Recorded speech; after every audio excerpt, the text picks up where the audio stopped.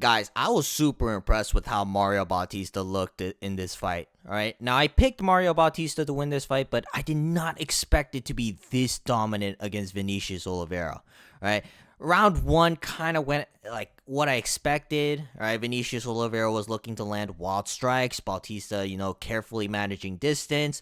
And meanwhile, he's just like trying to get his opportunities for takedowns in order to just control him in the ground. I thought it was going to be like that for 5 rounds straight, but no. Mario Bautista actually initiated very heavy grappling approach, right? He passed Vinicius Oliveira's guard and then proceeded to choke him out with a rear naked choke after putting on an absolute masterclass of transitions, all right, between a Kimura, the back take, and then the rear naked choke to sink it in. It was absolutely beautiful to watch, all right?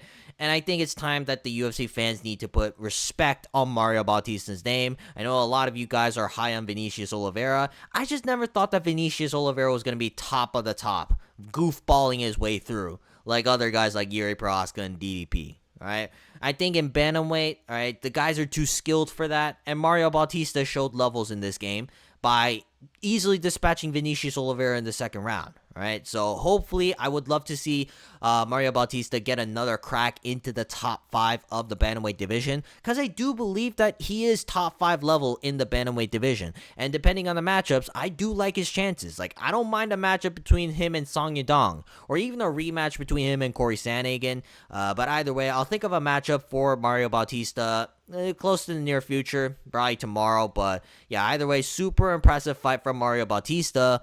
Vinicius Oliveira, it sucks, but it's not a bad loss. Right? I know he got outclassed in the grappling really easily, but again, there's a reason why I say Mario Bautista is arguably top 5 caliber in the bantamweight division, even though he's ranked number 9 in the rankings. So yeah, Mario Bautista, even though he fought someone lower than him in the rankings, I do hope that the UFC actually put respect on his name and bump him up the rankings to roughly around the 6 or 5 spot of the bantamweight division. Moving on to Amir Albazi versus Kyoji Horiguchi. This fight went about as I expected. I will say, though, Amir Albazi did surprise me when he dropped Kyoji Horiguchi in the first round. But outside of that, it was just Kyoji Horiguchi just picking apart Amir Albazi on the feet, especially with the kicks and the straight punches. Amir Albazi doesn't really have heady head movement. He just kind of takes all the punches in. And even when they were in the clinch and in wrestling exchanges against the fence, right, which is Amir Albazi's specialty, he couldn't really take down Kyoji Horiguchi, and he couldn't really establish dominant control over a long period of time. And Horiguchi was able to work through over the course of 3 rounds. And as the fight progressed, he just separated himself by just teeing up on Amir Albazi more and more. So yeah, congratulations to Kyoji Horiguchi. Do I think he's going to be top of the top level and possibly go for a title shot? I don't think so, but I would love to see him try. All right, maybe give him like a Brandon Royval matchup. Brandon Moreno is also fine as well if he gets past Loner Kavanaugh. But either way, I do think that Kyoji Horiguchi, he's solid, right? And it wouldn't shock me if he gets into the top 5.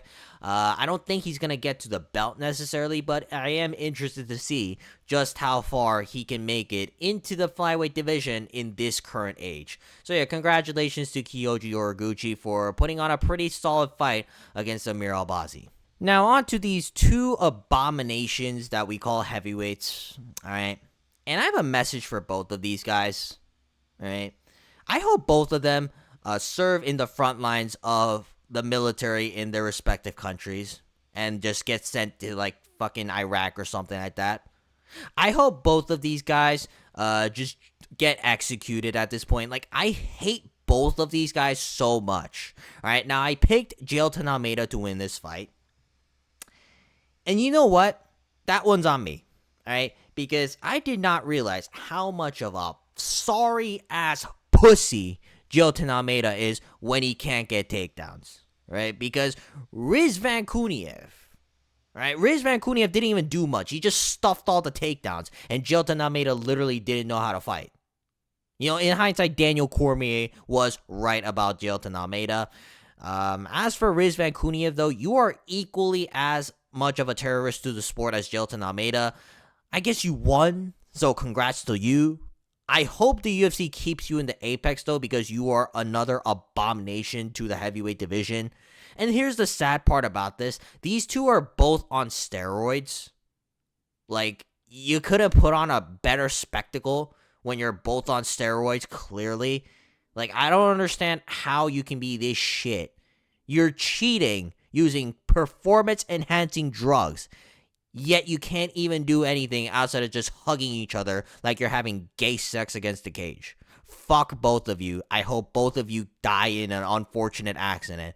And honestly, I hope both of you get cut from the UFC. All right, that includes Riz Vankouniev, who technically won this fight. But I don't even care. I hope both of them just lose their jobs, and I hope both of them go homeless, because they are both abominations to the sport of mixed martial arts, and I never want to see both of them fight again. Moving on, we got Mikhail Olasechuk versus Marc-Andre Barriault. Mikhail Olasechuk won. All right, but he was kind of underwhelming. All right, like, I thought that Olasechuk was going to get the KO over Marc-Andre Barriault. Barriault's been KO'd a lot over the last couple of fights. All right, he got KO'd by Dustin Stoltzfus, and he got KO'd by Joe Pyfer. The Joe Pyfer one is it's like understandable, but like getting TKO'd by Dustin Stoltzfus in the first round, you know, I thought his chin was cooked. But Olasechuk wasn't able to find the shots to put away Barriault. It was a very close fight, if anything. Barriault was coming through as the fight progressed, but Olasechuk, he just kind of got clinched up as the fight progressed. And if Olasechuk didn't like rally in the third round and just started teeing off on Barriault, I do think that he could have lost this fight. But yeah, congratulations to Olasechuk. It was underwhelming. We do need some more work in the clinch. Whenever you were in the clinch, you were getting eaten alive. But overall, though, you were able to pick Marc-Andre Barriault apart with the straighter punches. It was an okay fight, but I expected more out of Mikhail Olasechuk. But he got the job done. He's on a 3-fight win streak, so let's see where he goes from here. But I don't know. Maybe Olasechuk might lose his next fight, because I don't think that was the best performance. But he still got the job done. All right, now moving on, we got Jean Matsumoto versus Farid Basharat. This fight was really close. It really was. Like, I understand that it looked kind of bad in like moments of the third round, but I do kind of edge it out to Farid Basharat because he was able to reverse positions and he landed the cleaner shots on the feet. All right, I thought Farid Basharat won rounds 1 and 3. All right, if you want to say Jean Matsumoto won, I wouldn't argue with you. All right, because he was doing good moments, like especially with the grappling. Farid Basharat had a hard time getting up because Jean Matsumoto, I think he was a lot stronger. I think that was very apparent. But I just thought that Farid Basharat was able to rally behind his shots as the fight progressed. He was able to get clean reversals at times. He was able to land the cleaner punches, especially the jab. The jab was money for Farid Basharat. So I think Farid Basharat should have won. If you want to argue that Jean Matsumoto won, I'm not gonna really dispute that. But overall, this was a very solid fight. They tried their best to actually win the fight for once, which is kind of rare in like unranked sections of the bantamweight division. Do I think Farid Basharat's gonna get anywhere past the top 15? Probably not. I do think that there are weaknesses in Farid Basharat's game. I don't want to hear people hype up Farid Basharat as if he's the next title challenger against Merab or Petr Yan. But he's like solid. All right, I'll give Farid Basharat that. He's very gritty. He pushed through. I just don't like the fact that he has zero finishing potential, which is my big worry about him. But he's a solid fighter nonetheless. If he tries to get a ranked opponent, like, it will be matchup dependent as to whether I pick him or not. Like, I could pick him to beat Cheeto Vera or someone like maybe like a Rob Font. But if he fights like Vinicius Oliveira, I think Oliveira whoops his ass. All right. So overall, Farid Basharat, he's a solid fighter. I just don't think he's like top 10 or top 15 caliber. Unless it's like matchup dependent. Moving on though, we got Dustin Jacoby versus Julius Walker. Dustin Jacoby gets it done via round 2 TKO. Now I will say, Dan Miragliotta was reffing this fight. And once again, Dan Miragliotta proves that he has Down syndrome, he is unqualified to be a UFC referee, and he should also be homeless alongside Jailton Almeida and Riz Vankouniev. Because Dustin Jacoby, he was wailing on Julius Walker for like 30 seconds straight. And then Dan Miragliotta just hovers over Dustin Jacoby. And Dustin Jacoby's asking, like, yo, are you going to stop this fight? No. Dan Miragliotta, it'd be preposterous for Miragliotta to stop that fight when Julius Walker got dropped and he's like barely able to move around and defend himself. No, that'd be ridiculous to say. Dan Miragliotta instead hovers over, taps Dustin Jacoby, and then proceeds to say, keep going. Like, what are we doing here, Dan Miragliotta? I think in hindsight, the MMA guru was right about him, and I hope to see Dan Miragliotta lose his job. Like, I'm being dead ass serious. Like, I don't want to see Dan Miragliotta fight a referee a UFC fight, because at this point, I would not be shocked if a UFC fighter gets severely injured, like life-altering injuries, because Dan Miragliotta is reffing their fight, and he just decides to be Down syndrome for the day and proceed to just possibly ruin a fighter's career. So yeah, Dustin Jacoby got it done, but I want to more highlight the fact that Dan Miragliotta is an autistic retard that should not be near anywhere the UFC cage, right? He should not be anywhere near there unless he's cleaning it up, because that's all he's useful for at this point. Moving on, we got Alex Morono versus Daniil Donchenko. I picked Daniil Donchenko to get it done. Now, I will say this. What the fuck is Alex Morono's chin made out of for this fight specifically? You know, I watched this guy get slumped out cold in the first round by Carlos Leal. Daniil Donchenko literally threw the kitchen sink at Alex Morono, but somehow Alex Morono was able to survive, which I still don't understand. Now, I will say this, though. Daniil Donchenko, you gotta throw more feelers in there. All right? I feel like he was too excited for the finish, and fair enough. Like I don't know how Morono even survived this, but like, I feel like once he kind of emptied his gas tank in the first round, he didn't really have much technically. And Alex Morono was having moments in there in the second and third round. Now, I will still say that Daniil Donchenko won the fight, but like, it was not as good as I thought it would be. It was not as effortless. It wasn't as clean. The referee should have stopped this fight in the first round technically, but after he did it, I guess it was in like an adrenaline dump, and Daniil Donchenko, like, you know, he literally gassed out, and he didn't have that many options from there on out outside of the calf kick.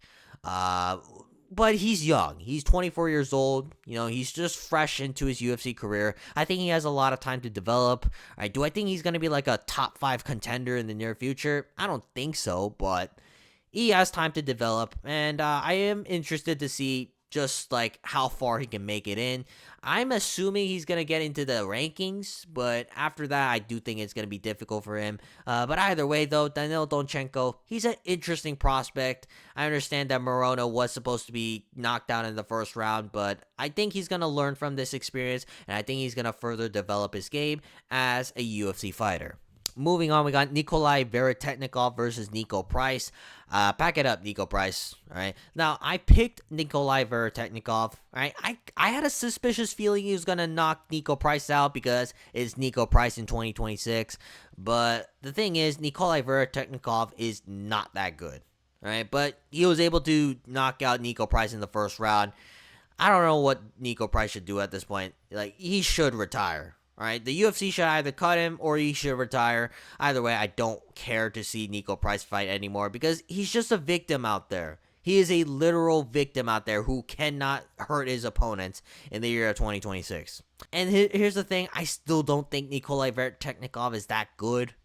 So I don't think it raises his stock that much, but he did get it cleanly in the first round, so I guess there's something to praise about. But overall, I think it's just more to do with the fact that Nico Price, he's just absolutely cooked, and he should retire from the sport of MMA. Moving on, we got Bruna Brazil versus Ketlin Souza. I just coin flipped this fight, and I'm very fortunate that I got the coin flip right. Ketlin Souza, she was actually doing a good job of just pressuring Bruna Silva up against the cage. The left hand was money for her because she badly injured Bruna Brazil's eye. And Brazil couldn't really see clearly out of her right eye as a result throughout the later parts of the fight. Ketlin Souza, she's a very gritty, tough cookie. All right, that's all I got to say for her. Bruna Brazil, like, she looked great in the first round, but after the first round, she just, I don't know, she just looked night and day different. Like, she did not even throw anything to deter Ketlin Souza in the later rounds. Yeah, so Ketlin Souza won. All right. I still don't think she's that good, but yeah, she beat Bruna Brazil. So I guess that's something. I guess she's not bottom of the barrel in the strawweight division. But overall, good job for Ketlin Souza. Bruna Brazil. I don't know. I don't know if the UFC is gonna keep you here at this point, but who cares, all right? I don't really care about this fight. Moving on, though, we got Javid Basharat versus Yanni Vasquez. Javid Basharat got it done. I'm surprised he was able to drop his opponents, because when has Javid Basharat able to do that?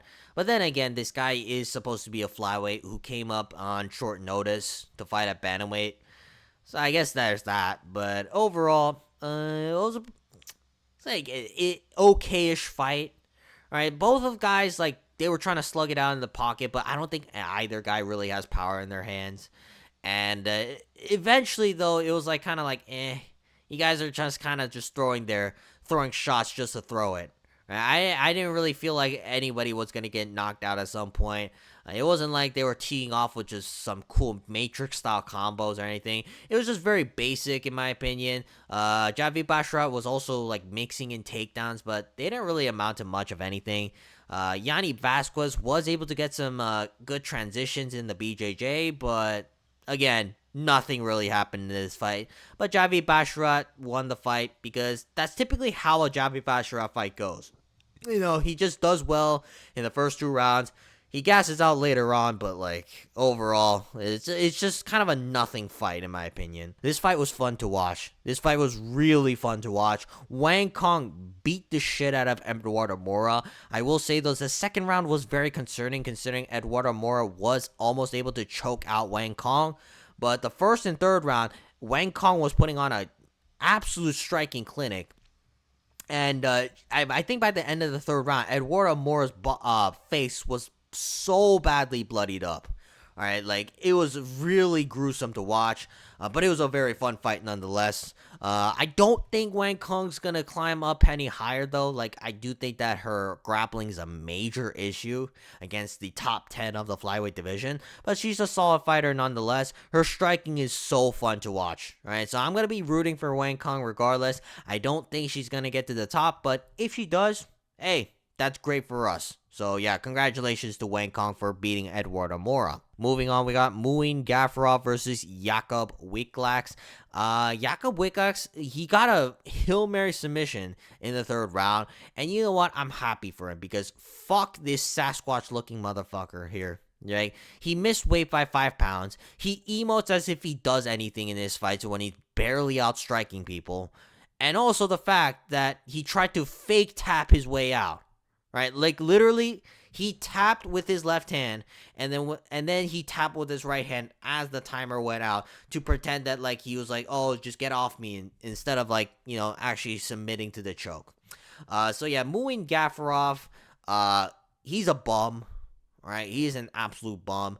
But I will say, though, Jakub Wiklax, his guillotine's actually really good. Right, I know it was good because, like, he tried to use it repeatedly on Patchy Mix, and even though he didn't get it, he was able to use it at kind of like a transition and a threat. But the fact that he was able to latch it up last second, like, it was a pretty crazy fight overall. So yeah, congratulations to Jakub Wiklax. He's actually better than I thought. As for Muin Gafurov, you are an absolute bum. I hope the UFC cuts you. You missed weight by 5 pounds. And let's be honest here, you're not that good of a fighter. Alright? You're not that guy. You ain't Merab Dvalishvili, little bro. Last but not least, we got Claudia Segula versus Priscilla Cachoeira. Claudia Segula won. Priscilla Cachoeira, she's kind of mid. She really didn't know how to, like, get past the jab. And Claudia Segula just pieced her up on the feet, which I didn't think was going to happen. But yeah, good job for Claudia Segula. Yeah, overall, I'm going to say this was a solid card. Definitely the Jilton Almeida fight and Riz Vancouniev ruined my mood, right? Because both of these guys are an abomination to the sport of mixed martial arts. You know, both guys shouldn't even be called athletes. All right, they should be called homeless bums by the end of this weekend because both of them should be cut from the sport. And to be honest, if I see them on the street, like I don't know, like I hope they stay homeless. Right, that's all I want to say. But yeah, other than that though, very solid card. You know, Mario Bautista schooled Vinicius Oliveira in the grappling. Kyoji Horiguchi pieced up Emir Albazi. This was kind of an underwhelming fight, but still it was fun in moments. Overall, I do think that the card was fun. I'm gonna give it a 7 out of 10. But yeah, other than that though, I think that's where I'm gonna end it for today. Yeah, so if you guys want to see more videos like this, please make sure to like and subscribe so we can monetize this channel. Otherwise, leave any comments down below for video suggestions you have for me. I'm gonna go back to sleep now because it is 12:30 right now, and my eyes are barely open at this point. So yeah, other than that though, like and subscribe, and I will see you guys next time. Peace.